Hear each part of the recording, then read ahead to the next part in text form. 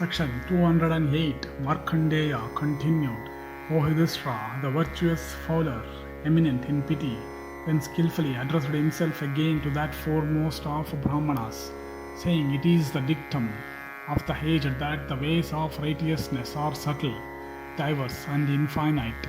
When life is at stake, and in the matter of marriage, it is proper to tell an untruth. Untruth sometimes leads to the triumph of truth, and the latter dwindles into untruth. Whichever conduces most to the good of all creatures is considered to be truth. Virtue is thus perverted. Mark thou its subtle ways, O best of virtuous men. Man's actions are either good or bad, and he undoubtedly reaps their fruits. The ignorant man, having attained to an abject state, grossly abuses the gods, not knowing that it is the consequence of his own evil karma. The foolish, the designing, and the fickle, O good Brahmana, always attain the very reverse of happiness or misery. Neither learning, nor good morals, nor personal exertion can save them. And if the fruits of our exertion were not dependent on anything else, people would attain the object of their desire by simply striving to attain it. It is seen that able, intelligent, and diligent persons are baffled in their efforts and do not attain the fruits of their actions. On the other hand, persons who are always active in injuring others and in practicing deception on the world lead a happy life. There are some who attain prosperity without any exertion, and there are others who, with the utmost exertion, are unable to achieve their dues. Miserly persons, with the object of having sons born to them, worship the gods and practice severe austerities, and those sons, having remained in the womb for 10 months at length, turn out to be very infamous issue of their race, and others begotten under the same auspicious decently pass their lives in luxury with heaps of riches and grain accumulated by their ancestors.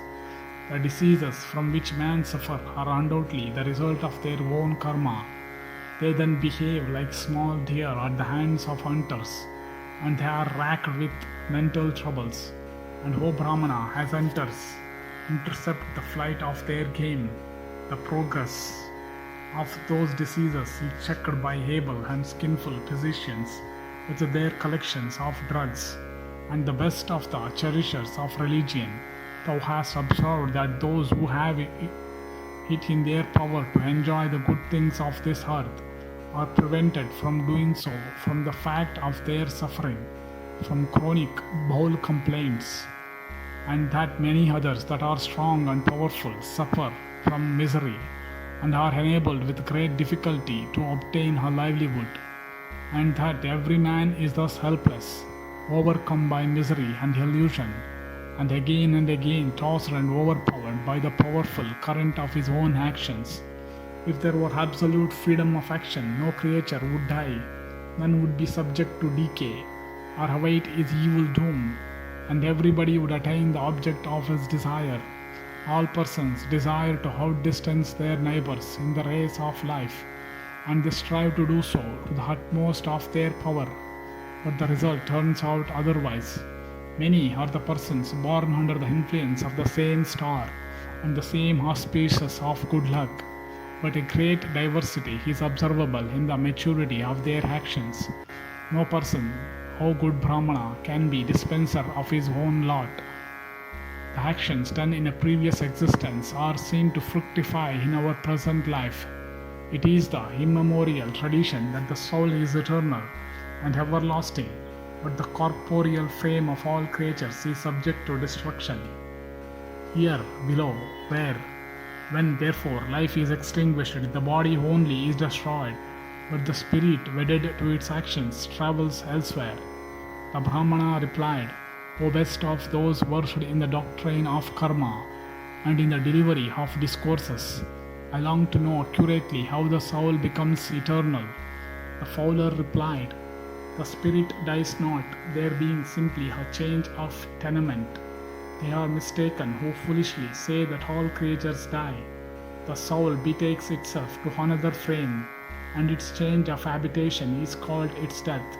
In the world of men, no man reaps the consequences of another man's karma. Whatever one does, he is sure to reap the consequences thereof. For the consequences of the karma that is once done can never be obviated. The virtuous become endowed with great virtues, and sinful men become the perpetrators of wicked deeds. Men's actions follow them, and influenced by these they are born again. The Brahmana inquired, why does the spirit take its birth, and why does its nativity become sinful or virtuous? And how, O good man, does it come to belong to a sinful or a virtuous race? The fowler replied, this mystery seems to belong to the subject of procreation. But I shall briefly describe to you, O good Brahmana, how the spirit is born again with its accumulated load of karma, the righteous in a virtuous and the wicked in a sinful nativity. By the performance of virtuous actions, it attains to the state of the gods, and by a combination of good and evil, it acquires the human state. By indulgence in sensuality and similar demoralizing practices, it is born in the lower species of animals, and by sinful acts it goes to the infernal regions. Afflicted with the miseries of birth and dotage, man is fated to rot here below from the evil consequences of his own actions. Passing through thousands of births, as also the infernal regions, our spirits wander about, secured by the fetters of their own karma. Animate beings become miserable in the next world on account of these actions done by themselves, and from the reaction of those miseries they assume lower births, and then they accumulate a new series of actions, and they consequently suffer misery over again, like sickly men partaking of unwholesome food. And although they are thus afflicted, they consider themselves to be happy and at ease, and consequently their fetters are not loosened, and a new karma arises, and suffering from diverse miseries they turn about in this world like a wheel. If casting off their fetters, they purify themselves by their actions, and practice austerities and religious meditations, then, O best of Brahmanas, they attain the Elysian regions. By these numerous acts, and by casting off their fetters, and by the purification of karma, men attain those blissful regions where misery is unknown to those who go there. The sinful man who is addicted to vices never comes to the end of his course of iniquities. Therefore must we strive to do what is virtuous, and forbear from doing what is unrighteous. Whoever with a heart full of gratefulness and free from malice strives to do what is good attains wealth, virtue, happiness, and heaven hereafter. Those who are purified of sins, wise, forbearing, constant in righteousness, and self-restrained enjoy continuous felicity in this as well as in the next world. Man must follow the standard of virtue of the good, and in his acts imitate the example of the righteous. There are virtuous men versed in holy writ and learned in all departments of knowledge. Man's proper duty consists in following his own proper avocation, and this being the case, these later do not become confused and mixed up. The wise man delights in virtue and lives by righteousness.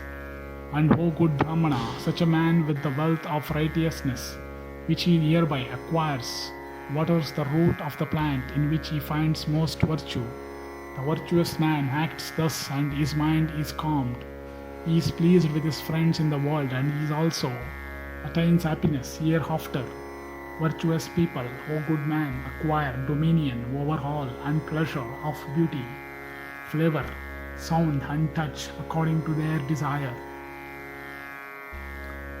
These are known to be the rewards of virtue, but the man of enlightened vision, O great Brahmana, is not satisfied with reaping the fruits of righteousness. Not content with that, he with the light of the spiritual wisdom that is in him becomes indifferent to pain and pleasure, and the vice of the world influenceth him not.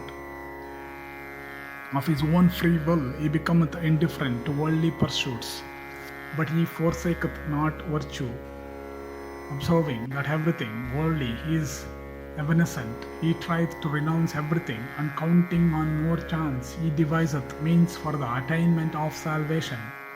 Thus doth he renounce the pursuits of the world, shunneth the ways of sin, becometh virtuous, and at last attaineth salvation. Spiritual wisdom is the prime requisite of men for salvation. Resignation and forbearance are its roots. By this means he attaineth all the objects of this desire, but subduing the senses, and by means of truthfulness and forbearance he attaineth, O good Brahmana, the supreme asylum of Brahma.